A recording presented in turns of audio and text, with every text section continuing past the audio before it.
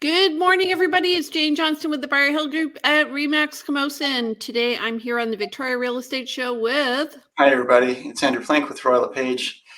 How is everybody today? I'm well. How are you? I am good. I'm really good. We're playing a little catch up today. I think we're just a little late getting started. We apologize. We're having fun. As usual. Mondays, you know. My assistant's away, so I'm doing the extra stuff. Okay. So how was your week? Good week. I've got 3 closings this week, so that's good. I get to give keys to people, which is always happiness.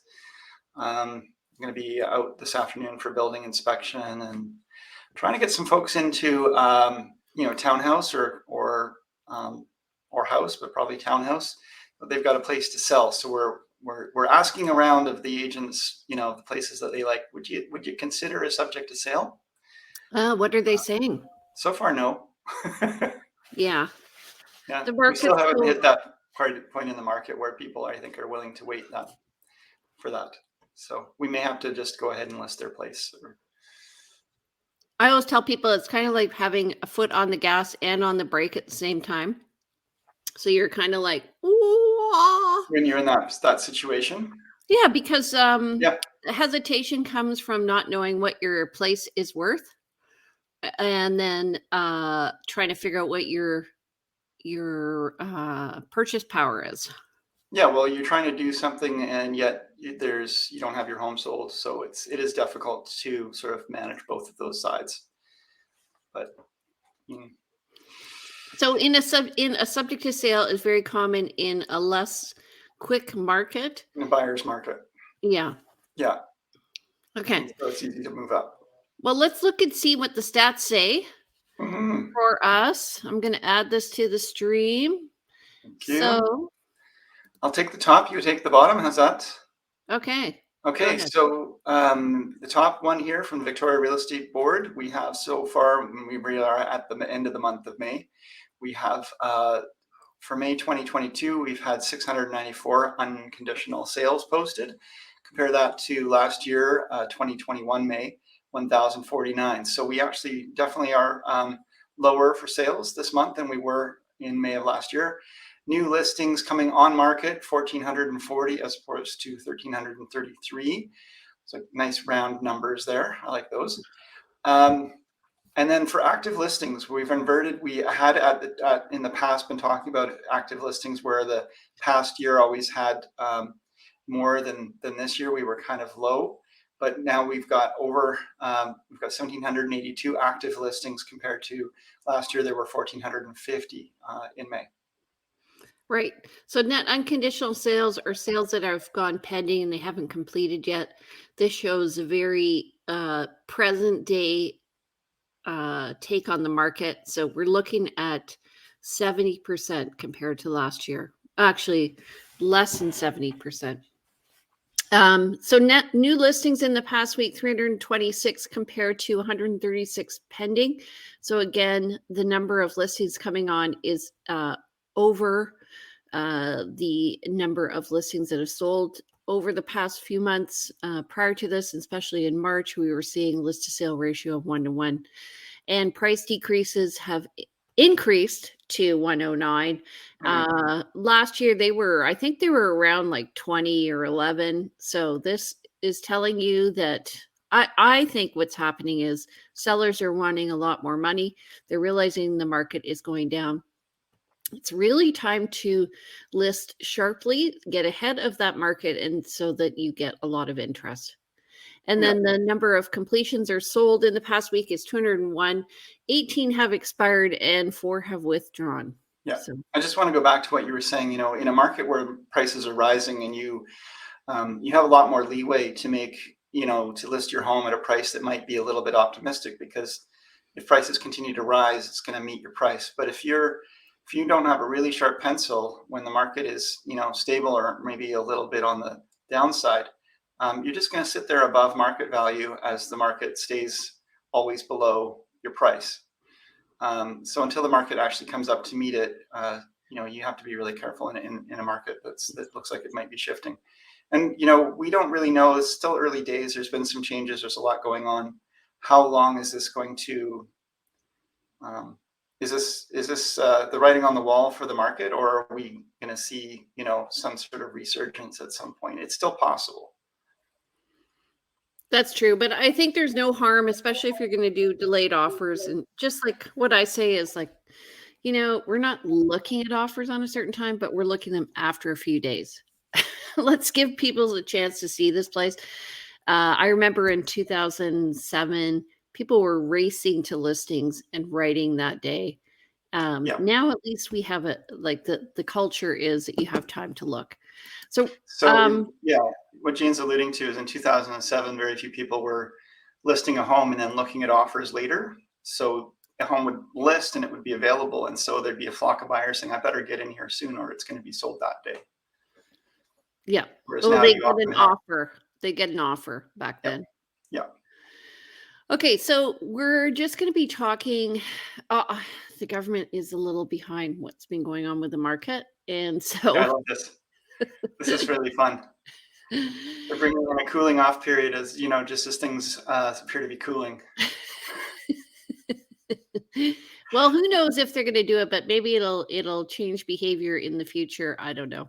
So what happened here is the government had put out has done a study and are taking advice, and they've actually already put into legislation um, the provisions for a cooling off period, but no details. So they've just sort of created blank legislature, and this will fill in the blanks later.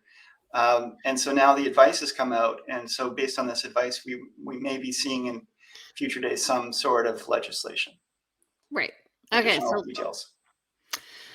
And we're gonna just go through the slide, and then Andrew has a summary slide at the end that is going to show everything in sort of a clear picture. But we're going to discuss point by point, right? Yeah, and then we can do that, and then maybe we'll talk about what we sort of see as realistic and the pros and cons of this kind of thing, like what could actually result from this.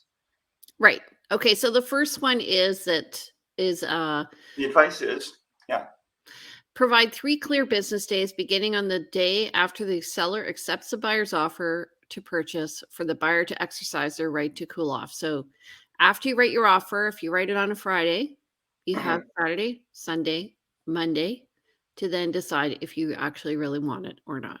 we currently have this for new construction. If you're making an offer on a new condo or a townhouse or house, if there's a developer's disclosure statement, you make this offer, you have a 7-day right of rescission, and it's essentially completely no holds barred, get out of jail free. You can walk away from this within 7 days, regardless of what due diligence you do. That's the current system for new construction. But for resale homes, this is the recommendation. So, and they're saying it can't be waivable. They're looking at some exemptions, but they're saying that you can't contract out of this this exception period, because otherwise you would still see people saying, well, I'll just buy it unconditionally and I'll waive this exemption period because it makes my offer more attractive. Right. And some people may do that. No, the way they'll do that is they will not waive that, but they'll have, I think, a deposit, Yeah. which will Perhaps be put a in a non-refundable. non-refundable. Yeah. And that's, Okay. deposits can be, they're refundable until the point where you've removed your conditions. If you're putting a deposit up front with conditions and during this waiver period, or sorry, this Conditional period. cooling off period, if you make it non-refundable, it means it goes into the pockets of the seller, regardless of whether you move forward or not. And that could be attractive. And we haven't seen that that looks like a workaround that, based on what we're seeing here, is possible. There's always going to be another way to play the game. Yeah. Okay, exemptions. Provide for narrow exemptions to the cooling off period based on characteristics of the sale process. At minimum, exemptions should include court-ordered sales, sales by auction, sales where a buyer has previously made an offer on the same property. And I think they mean sales by auction in a true auction situation, because we could, as realtors, in theory, kind of hold an auction type sale. And I don't think the intention is that would be the case. Well, they also have them, like if you haven't paid your taxes, Right. The tax sales, the auction tax sales, yeah, from the municipalities. True. Okay, termination fee. Yeah, this is interesting to me. To prevent frivolous offers, Mhm, establish a modest termination fee, for example, 0.1 to 0.5% of the mhm. purchase price paid by buyers who exercise their right to cool off. Consideration could also be given by creating exemptions from the termination fee where buyers exercise their right to cool off can demonstrate that they have completed due diligence activities during the cooling off period. So that means they're This is trying to net. prevent people from writing on multiple properties. I understand the intention of a termination fee because, without that, you could write 3 to 5 offers or more on properties that, look all kind of okay to you. Currently in the current regime, if there's a property you're kind of interested in, but there's one you really like looking at offers the day after, you might hold off on making an offer on that one you were kind of interested in because you want to go for the one you really like. But you don't know if you're going to get the one you really like because there's a lot of other people who might really like it too. Yeah. So in this case, there's going to be a lot more people making offers just in case. And so there's got to be you got to pay to play is I think what they're saying. So, and to tie in with that, they're also saying if people do that, that they have to disclose to sellers if they have any other active offers on other properties, which Right. I think is interesting. I was wondering, is it actually established in our rules that they aren't allowed to write more than one offer? Because I just tell my clients you can't do that. Uh, well, you do it because no, you can. I mean, certainly, if I have $2 million in my pocket and I want to buy two $800,000 townhouses, I can do that. I know, Um, you know what I'm saying. I know what you're saying. No, I know what you're saying, and it's when we tell our clients, we definitely discourage. I don't want my clients making frivolous offers or doing that either. Yeah, Yeah, and I um, think it just goes against the code of ethics it because does. it means you're not going to follow through on your due diligence, and this is why they're saying. But that code of ethics applies to us as realtors. It doesn't apply to the buyers, which is where we get often into hot water and people get confused and blame realtors for bad actions of their clients. I don't know many realtors who do that. I know one who's done it in all of the years that I've been in real estate. We may be talking about the same situation too, back when we were both in the same brokerage and there was an agent who did that and got in some trouble.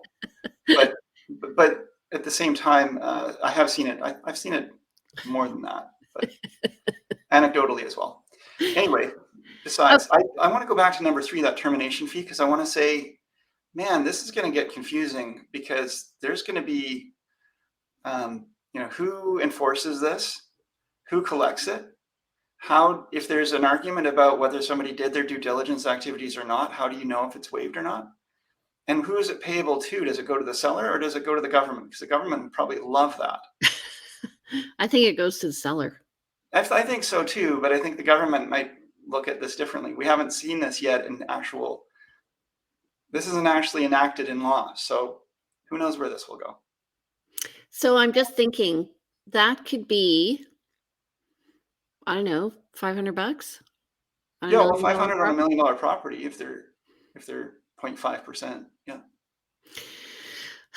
Okay, access to property. Establish an explicit requirement for sellers to provide reasonable access to the property for professionals engaged by or on behalf of the buyer to perform due diligence inspection. So, where this is coming up actually is uh, previously we used to write offers and we would say, have 7 days for an inspection or whatever in a regular offer. But when you started to go with unconditional offers, we had to start writing in the contract that the Access sellers would for, provide access. And the reason for that is because, especially for inspections or insurance, often insurance or appraisals, we needed to get access. appraisal is one of the big ones. And if it's not written in there and somebody brings an unconditional offer to a seller and then there's an appraiser knocking on the door the next day, the seller may decide, I don't want to let this person in. And a lot of buyers make offers that are not subject to financing, and yet they do require financing. And they don't even realize perhaps that an appraiser is going to need access. If you've made an offer that's unconditional, then you shouldn't actually be needing to provide access to an inspector. No, true. But the thing is what buyers don't realize, and what agents didn't realize initially, was that we couldn't get insurance on a property if you didn't know things like the age of the hot water tank, how the condition of the roof was, or what the type of piping was Right. for plumbing. And there are situations too where a seller actually wants out of the contract, and they've got somebody better like lined up behind after the fact. And so they may be uncooperative. And so we do need to put some either legislated or contractual terms in there to support your buyers. And I'm all for that for 2 visits. Okay. Requires sellers to provide a prescribed property disclosure. We do have a prescribed property disclosure. It is not the same in every board. I do find we're a little more litigious than other boards that way. How do you mean? Who's litigious on? Our board is more detailed. We're more detailed. Okay. Yes. And a lot of buyers, when a property disclosure is not filled out, they often feel like the seller's trying to hide something, because it really is a case of buyer beware. It is a courtesy. It's not a requirement that a property disclosure statement be filled out, but I do agree that it gives a buyer peace of mind. It's a funny one, because our board requires that a disclosure form be uploaded into the listing documents. Doesn't require that it be filled out. So often they're just crossed off and initialed by the seller without detail. And that's often the case if the seller isn't familiar with the property they're selling, an estate property, or perhaps long-time tenanted property that they haven't actually been able to step foot in much. Or I kind of take a little bit of, I argue a little bit that, if you own a tenanted property, you should know what you're selling, but I can understand the estate thing. I want to circle back here. The top line here, right under additional measures, unconditional offers. This is advice. This is not yet in law. Yeah, and I just want to say it's not often that they're not filled out. Even like if you have a seller who's diligent, they'll fill out the disclosure statement. They'll want to fill it out. Mm-hmm. So, but the government is now saying that they're going to require it, and it's going to be a prescribed form. So that may change what we do or what our forms look like. The whatever, the Financial Services Authority, this is a recommendation to government. Yeah. Okay. So, and they're also saying that it be incorporated into the contract of purchase and sale. I know for pretty common practice. Yeah. For us. Yeah. Yeah.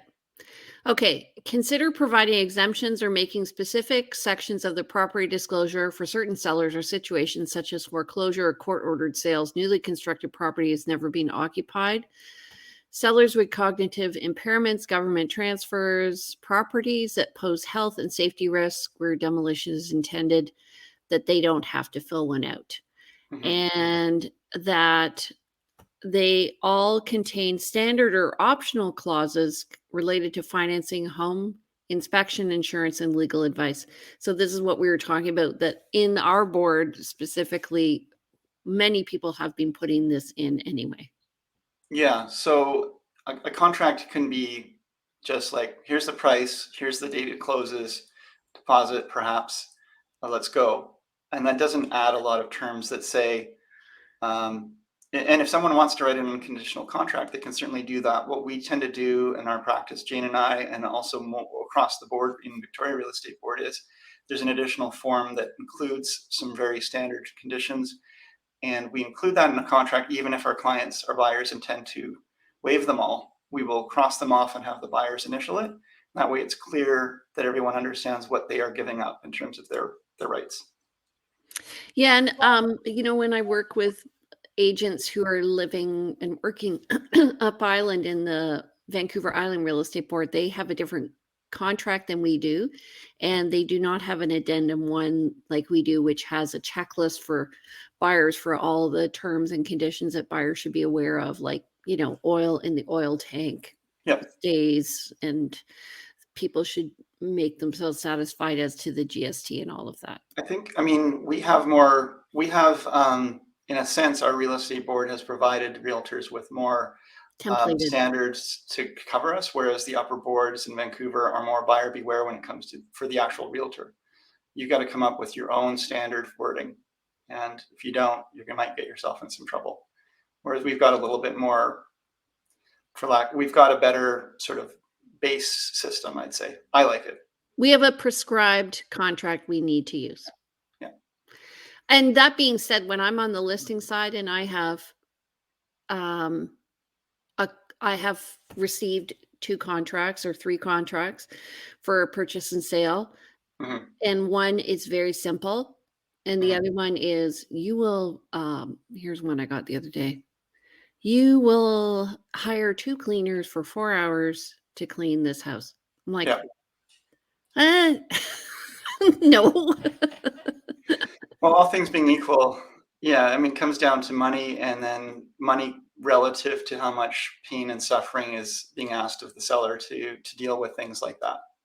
The other thing is for something like that, you're putting the onus on the seller, and it's based on the performance of a third party person, a cleaner.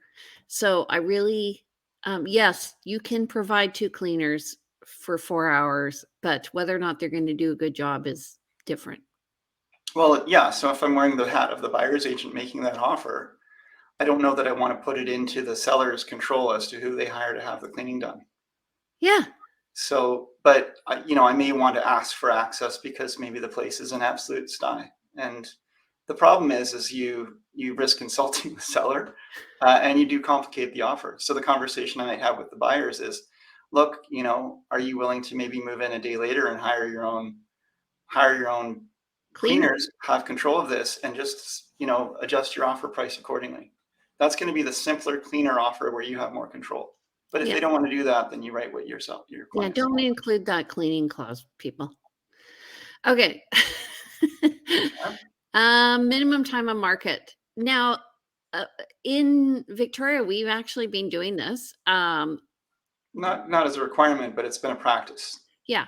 Yeah. So they're advising the government to implement a pre-offer period minimum time of market of 5 business days in combination with a cooling off period to provide adequate time for prospective buyers to perform due diligence on properties and prevent the practice of bully offers.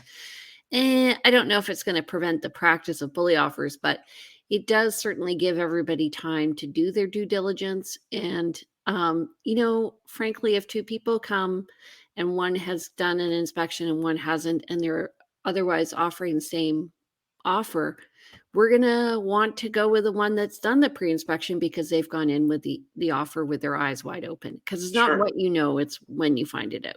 Sure. It does mean though that it still puts the chance that buyers are going to be spending money unnecessarily.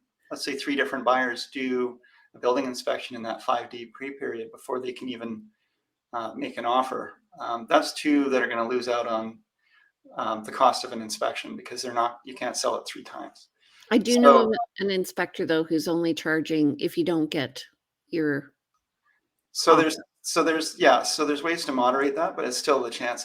This one, and if this 5, and it will stop bully offers because of course this is going to be prescribed and you can't make an offer before that 5-day period if this is what they truly bring into case. A bully offer is someone who's making an offer before the date set for everyone to fairly look at offers. Somebody's bringing an offer that says, let's go. This is way more attractive and better than you're probably going to get on offer day. And I just want to make this happen and I don't want to wait.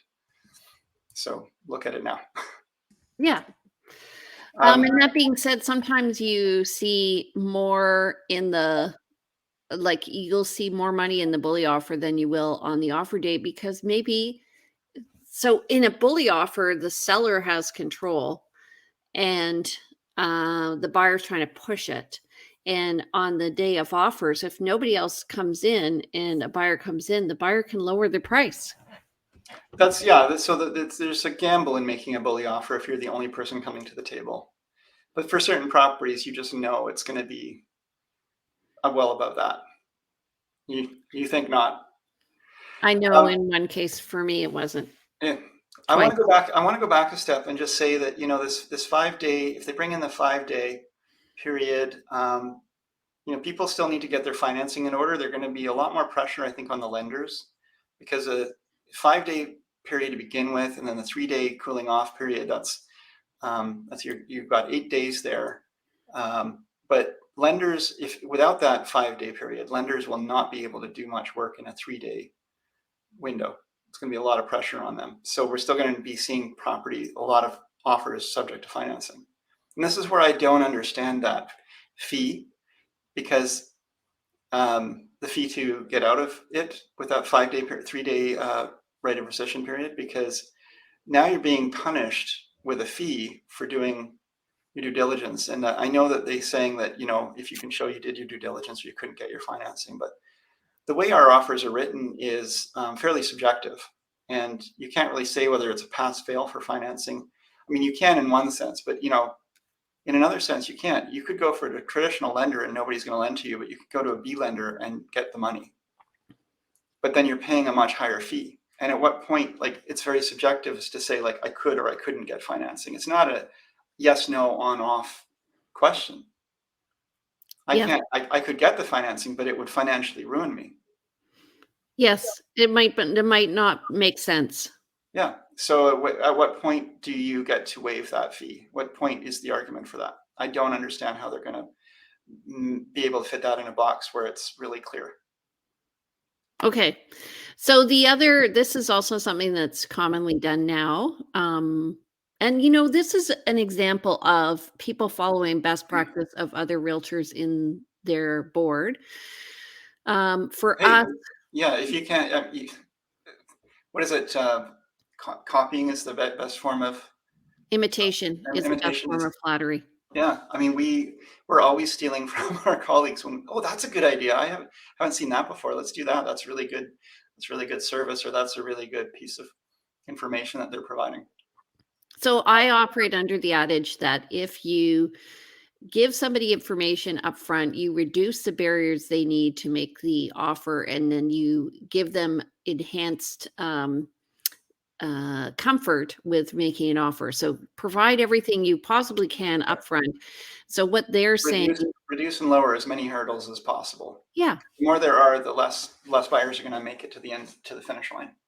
I remember having this discussion with another realtor when I got into real estate, and she's like, well, I want to know who's getting what. Well, put a Bitly link on it, and then you'll see how you can track how many people are looking at this information. So what they're asking to be required is that the Form B and all the Strata Corporation bylaws and also minutes for the past 2 years be provided to buyers before they make offers. And this just means that the listing realtor has to be a little more organized. And also, I will say, seller. No, the listing realtor. No, the seller too. They come to you. How many times have you had somebody come to you and say, I want to list my house tomorrow? Oh, yeah. But you have to get the documentation from the source, which is the Strata Corporation. And I will say that we are finding they're not that organized sometimes. Yeah. It can take time, and a Form B can take, there's prescribed requirements, times on receiving it, and you can request a rush. But anyway, these things take time, and sometimes they send you the package after that time period, and then you find that there's something still missing. Right. So this is difficult to manage, is what I'm saying. Like the litigation. Mm-hmm. Okay. Alternatives to blind bidding. Further explore open bid or open-end auction formats used in Scandinavian countries to increase transparency during the offer process. Exploration should include additional research to identify the implications of open bid, open-end auction formats. I just want to say to the government, if you want someone to explore that and send me to a Scandinavian country to do some research, I'd be happy to do that. Thank you. Offer real-time disclosure of offers. Provide real-time disclosure of offers on sale prices and housing affordability. Okay. As a measure to enhance transparency, consider implementing a disclosure in multiple offer situations where prospective buyers are asked to compete directly against another buyer's offer following an initial round. That is during a bidding war. So what that means is you call up the other agents and you say, there's another offer. Would you like to increase your offer by $10,000? And this is called a referential offer. And in these situations, an anonymized disclosure of the number of legitimate offers, we do that anyway. I do that anyway. And the price of competing offers could be provided to the prospective purchaser on an invitation to submit a second offer or counteroffer from a seller that is intended to solicit a higher price in the reference to a competing offer. So I'm you have, confused. you have 5 offers and 2 are close. And the agents have said, if another offer comes in, can you give me a call? Right. So you call the agent A, I guess, and you say, okay, you and another offer are very close. Would you like to increase your offer?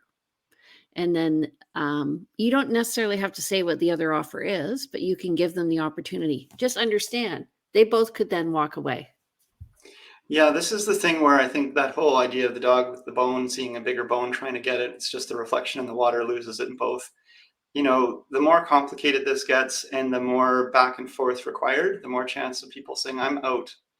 And, you might have, we've all seen offers evaporate into the ether, especially when people begin to feel like they're being played a little too much or they just don't like the game. And this looks, again, overly complicated, but we'll see how it comes out. So what I have found in the past, because what I do is I say to the seller, here are the options.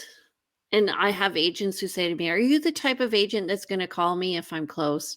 Mhm. Are you and I'm like, this is up to the seller to decide how they want to Yeah, handle I'm the the offer. type of agent who goes to my seller for instructions. Yeah. Yeah, And I say to my seller, here's the risk. yeah. Here's a pro. Here's a con and here's a pro. So the pro is, yes, we can get it up. And, I have done that where a buyer agent was so motivated and they gave me a referential offer and I called them up and I'm like, I don't like referential offers, but my seller has decided to ask you what you want to do. Here's the other offer. We provided a redacted uh, copy of the first page, so none of the personal information was showing, Mhm. and except the number and the deposit, and then they came up. And so then this goes into, somebody writes a legitimate offer with a fair price or a good price, and it was probably workable for your client, but there was this referential offer that said we'll go higher. Did you then circle back to the original offer and say, look, yes, you did. Okay. Because this is where it gets into that whole idea of, and again, it's the seller's instructions, but what's fair here and how do you manage these multiple offers? It's a lot going on. Anyway, we're talking about these suggested new guidelines and rules for dealing with offers. And so let's continue on to the next Okay, slide. this is the last one. They advise the government to require sellers to provide an anonymized disclosure to all prospective buyers who submitted an offer once an enforceable contract is in place. I kind of like this. I mean, I'm never a fan of stuff that provides more paperwork for us as agents because we've already got quite a lot. But I do like this from a buyer's agent perspective because, I mean, how many times do you write an offer where you've been told you're competing and you win it, but you just don't ever know whatever happened? So How what many? at minimum, this is saying the disclosure should include the number of offers, the representation status of prospective buyers, including the real estate brokerage involved, and the sale price. I'm Yeah. wondering if it'll include the other offer prices. Well, that's what it has.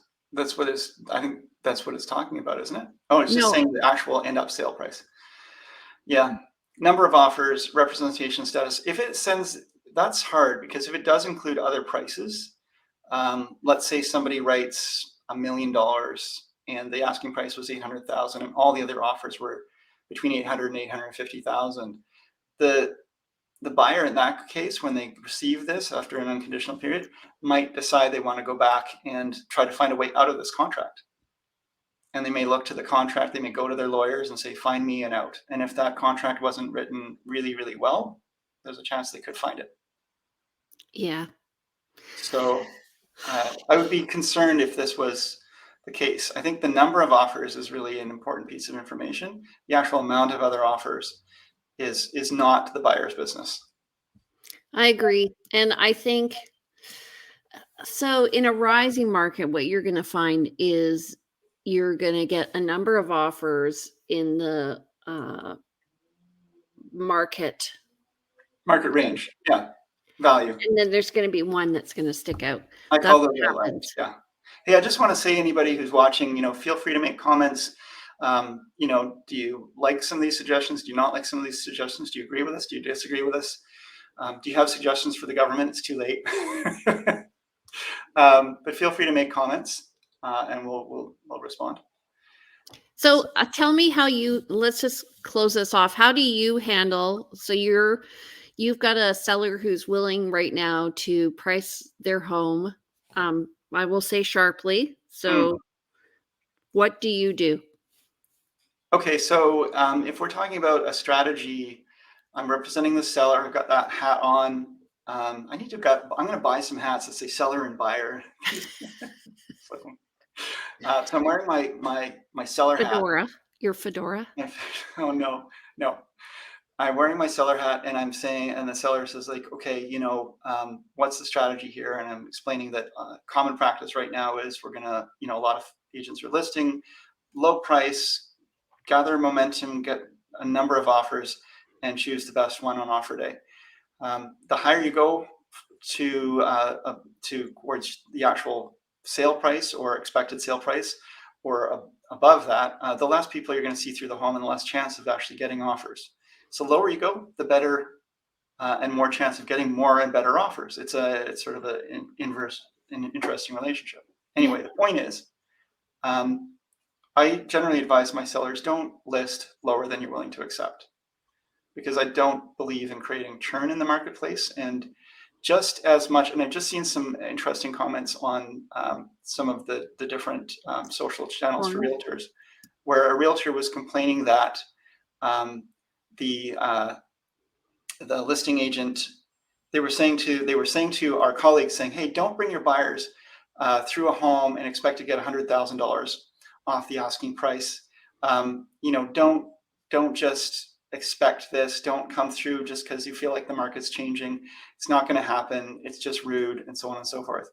And the counter argument was, well, then stop listing places also, 100,000 under what you're willing to ask and expect to get, and then get mad when somebody brings a full price offer that's lower than you expected, and you don't accept any of the offers, despite good offers, despite them being, at asking price or even Don't above. underlist the property. Yeah.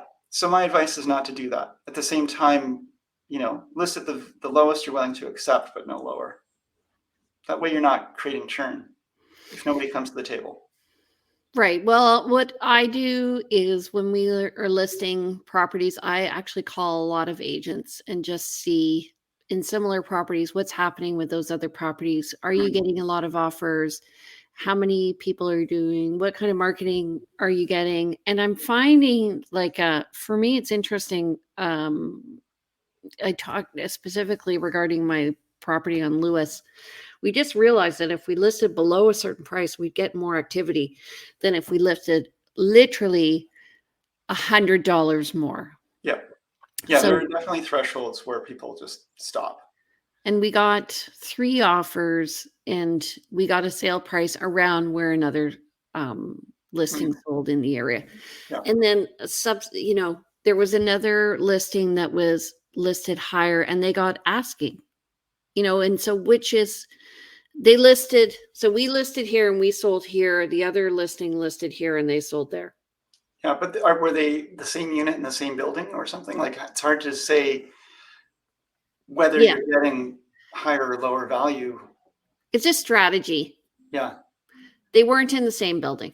But anyway, it involves a lot of trust with your agent to do that, and takes guts, because everybody was nervous that they weren't going to get what they wanted. And in the end, we had a very happy seller and a very happy buyer. I do see, and I think this is a conversation that is being had more and more with sellers, and I see it happening quite often. Is somebody lists a home at a price, it's low, it's designed to attract multiple offers, and that strategy fails for whatever reason. Maybe they do get offers, but they accept a conditional offer, that offer falls apart. But whatever the case, they come to the point where they actually haven't sold for the price they were hoping to get up to from where they started. And so they just take the property off market, relist it at the price they are going to negotiate from. So there's like an initial listing period and strategy, and then they relist it later on if that strategy didn't work. And this is the Yeah. thing, you know, with real estate, you're always testing, trying, changing. Things are changing so rapidly. What had worked in the past may not work tomorrow. Well, and, you know, also Jane, I find that people, sellers, no, buyers perceive that agents are really steering the market. And I don't believe that. What's happening is sellers are trying to steer the market. That's why we're seeing properties now where they're being listed up here because they're seeing what other properties have sold for. What they didn't realize was that the listings were actually coming in here and the sales were coming higher because the buyers still have the perspective that if we have a listing that I'm expected to pay a bit more. Sellers are now going, well, I want to make sure I get that price. And yeah, buyers are going, I don't think so, because now yeah, there's a gap happening.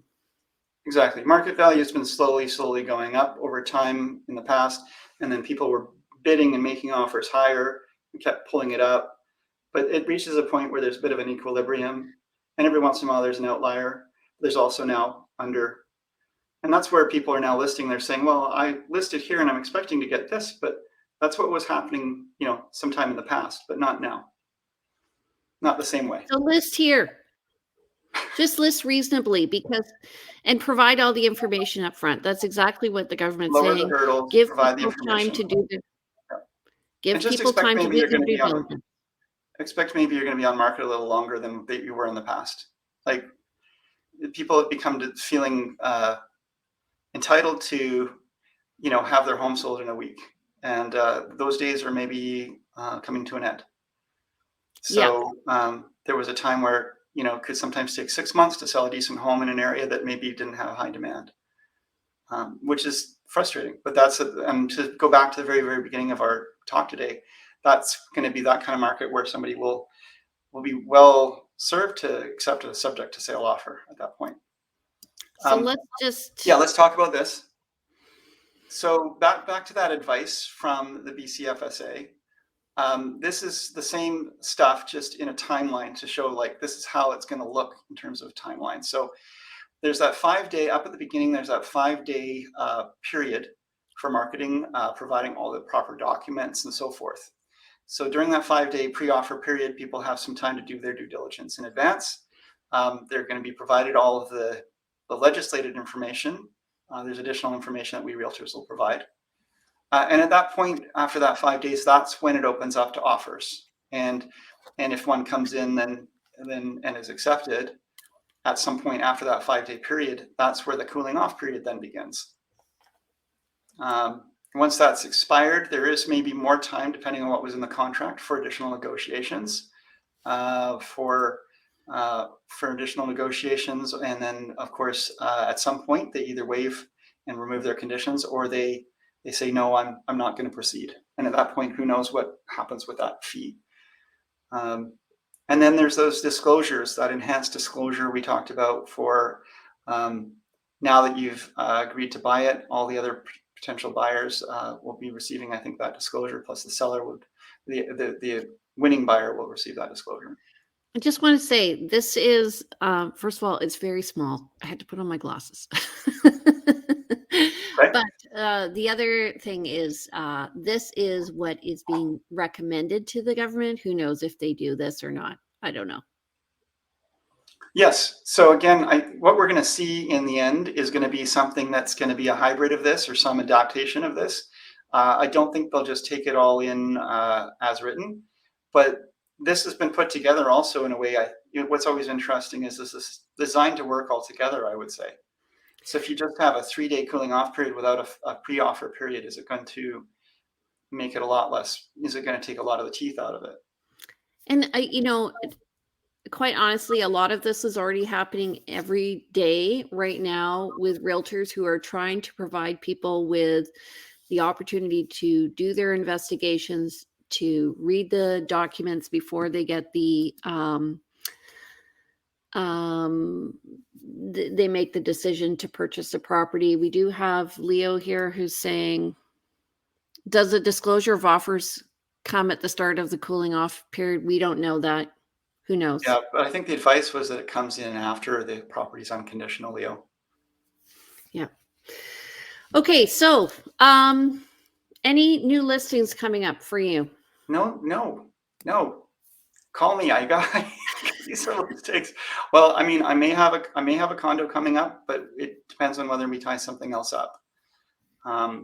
And other than that, no, I'm primarily working with a lot of active buyers. Okay. So I've got a new listing coming up. It's going to be in Shawnigan Lake. It is a fully fenced acreage. It is an acre, and it's just off of East Shawnigan Lake Road. And we're just working on the price. Going to be coming up next week. And I've got another listing coming up in Colwood Langford area, right along Latoria, and that is going to be around 1.1 million. It's a beautiful 2007 home. Sorry, not 2007, 2012 home, custom built for the builder, and we bought it off the builder. Really nice property. And so that's 4 bedrooms up. Yep. And it has a double car garage and lots of additions, including solar power and hookup for EV cars. Sounds like a decent listing. Sounds like a great place. Yeah, it's really nice. Yeah.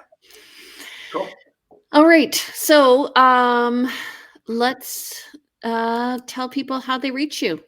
Sure. Well, if you want to reach me, please reach out at 250-360-6106. You can email me info@andrewplank.com. And of course, check out the website, andrewplank.com. That has additional information about Victoria and about myself. And cool videos. And some cool videos. And my name is Jane Johnston. I'm with the Briar Hill Group at Remax Camosun. You can reach me at 250-744-0775. My email is briarhillgroup@gmail.com. And you can check me out on 2 websites. Our videos are on vancouverislandtime.com or on briarhillgroup.com, where you'll find out about buying and selling. And we also invite you to check us out every Monday at 10 a.m. We are here on this social channel, so please subscribe. Thanks, everybody. Good talk today, Jane. Interesting stuff. We'll see what comes out of the government. Hopefully they make some announcements and bring some clarity soon. Okay, so next Monday, we're going to be doing a full review of what's been happening in the May market. And do you have a newsletter people can subscribe to? Yeah, absolutely. So I have a MailChimp newsletter. I haven't put that up there, actually. I guess I should do that. But, email me and just say subscribe, info@andrewplank.com, and I'll put you up on my newsletter. Once a month, we come up. Thanks, Josh. Once a month, I put out the monthly stats and then my take on what's going on in the market, maybe a little bit of personal information, but mostly like what's been happening in the market and a little synopsis and so forth. So it's a fun little bit newsletter. I hope you will subscribe. Thanks, Jane. And he's taken, by the way.